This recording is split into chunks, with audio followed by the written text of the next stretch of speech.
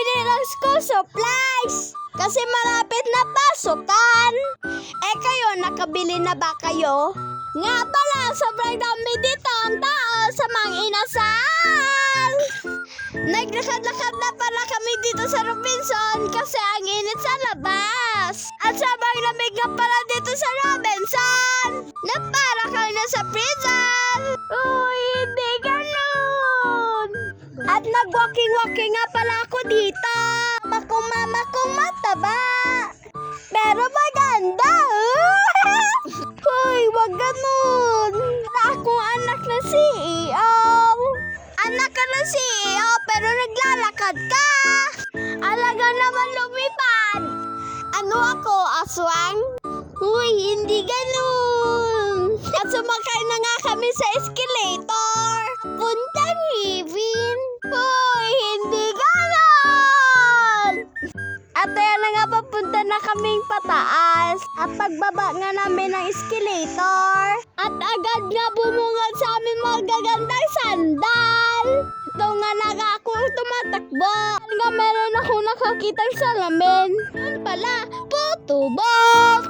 Bakit? Bumili nga kami ako dito ng uniform. At saka palda na rin. At pagkatapos nga agad kami pumunta sa Unitop para mag-grocery. Bumili nga pala kami ng notebook. Di ko nga alam binidyoan. At ayan na nga ako bumili ng candy. Kopi ko nga pala yung aking binili. At kinuha ko na nga yung gusto kong kunin. Kumuha nga pala ako ng plastic ice cream cone. Favorite ko yun. Kumuha nga pala ako dito ng Yema at Kiso candy. At bumili nga pala ako dito ng 5 piraso na wipes. At kumuha na nga ako ng 5 piraso na tissue.